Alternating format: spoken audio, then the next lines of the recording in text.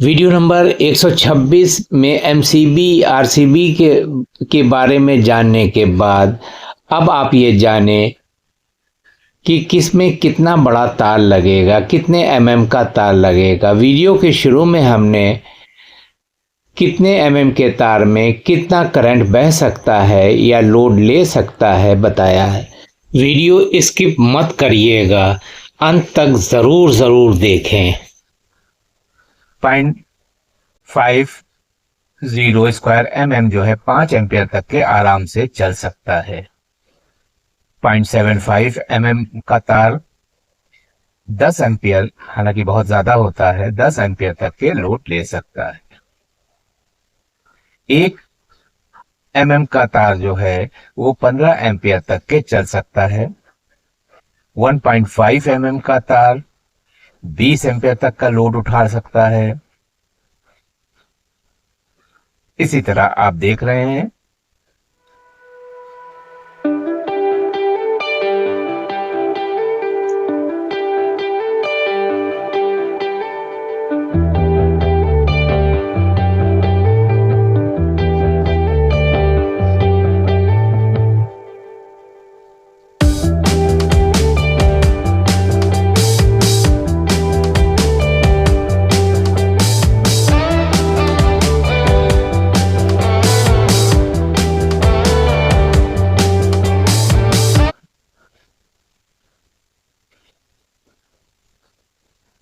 इस तरह से आपने ये देखा कि कितना मोटा तार कितने एम्पियर तक ले सकता है। अब अगर आप इसको वाट में जानना चाहते हैं तो एक फार्मूले के जरिए आप स्वयं इसका वाट निकाल लें।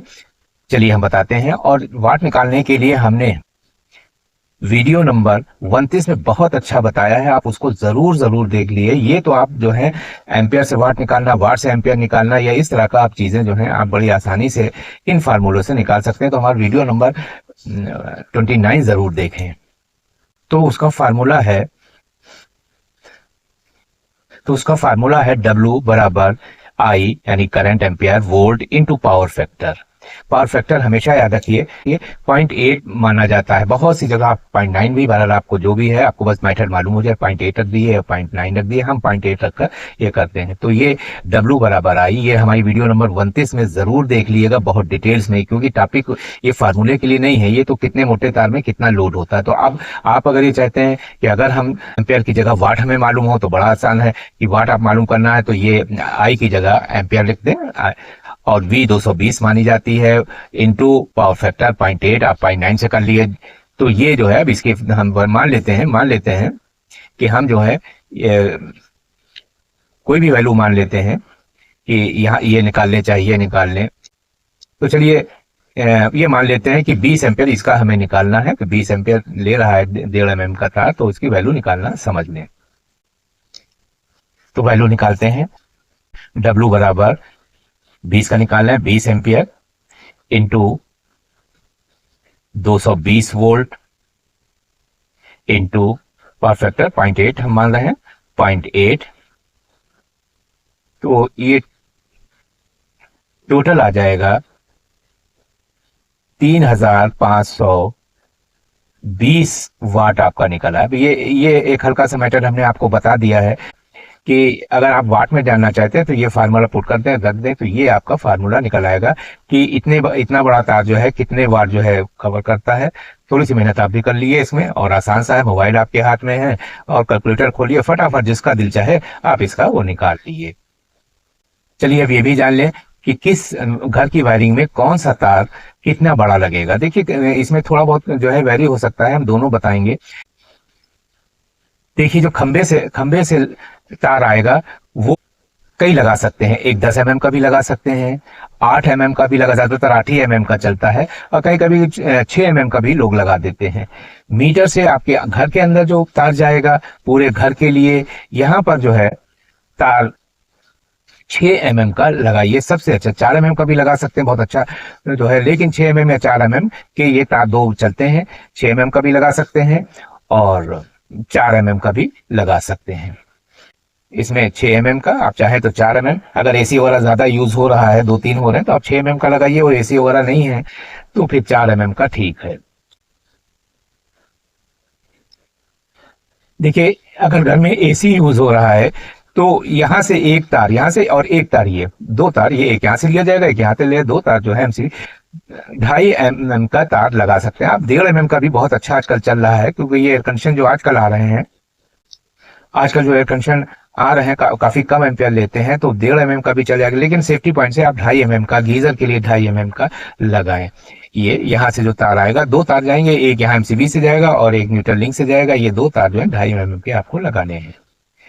गीजर के लिए भी यही बात है कि आपको 2.5 mm का तार लगाना है। यहाँ पर आप जो है यहाँ पर तो आप 1.5 mm का लगा सकते हैं अगर एयर कंडीशन एक ही है, या लेकिन इसके लिए आप हमेशा 2.5 mm का ही तार लगाइए गीजर के लिए। फ्रिज, वॉशिंग मशीन, ये सब है, इसमें 1.5 mm का तार लगाएं। और अगर आप 1 mm का भी का तार लगाए, 1 mm का तार बहुत चलता है, तो 1 mm के तार को लिए भी आप फ्रिज वॉशिंग मशीन के लिए, वॉशिंग मशीन फ्रिज के लिए, या इसी तरह मीडियम क्लास के लोड के लिए आप 1 mm का जो है तार लगा सकते हैं। और टुल्लू वगैरह है उसमें 1.5 mm का लगा दिए, क्योंकि थोड़ा सा बड़ा भी होता है। तो लेकिन फ्रिज वॉशिंग मशीन के लिए जो है वो आप 1.5 mm, 1 mm, 1 mm से आप दोनों चीजें बड़ी आसानी से चला सकते हैं, वॉशिंग मशीन और फ्रिज। ये तार जो है, जो भी यहाँ पर तार है, अब ये तार की मोटाई कितनी होगी ये हम आपको बता रहे हैं। देखिए, ये तार जो है, ये तार जो है आपके बोर्ड से, स्विच बोर्ड से ये तार बल्ब पे जा रहा है। ज्यादातर ये 0.77 mm का तार लगाया जाता है। ज्यादातर जो है ये 0.7 mm का तार जब स्विच बोर्ड से आएगा, स्विच बोर्ड से आइटम के लिए जो तार आ रहा है, ज्यादातर 0.7 mm का तार आप जो है 0.50, आधे mm का तार लगाएंगे, बिल्कुल चलेगा। ये जो है आप बहुत से लोग नहीं लगाते, आप लगाइए, उसमें पैसा भी बचता है।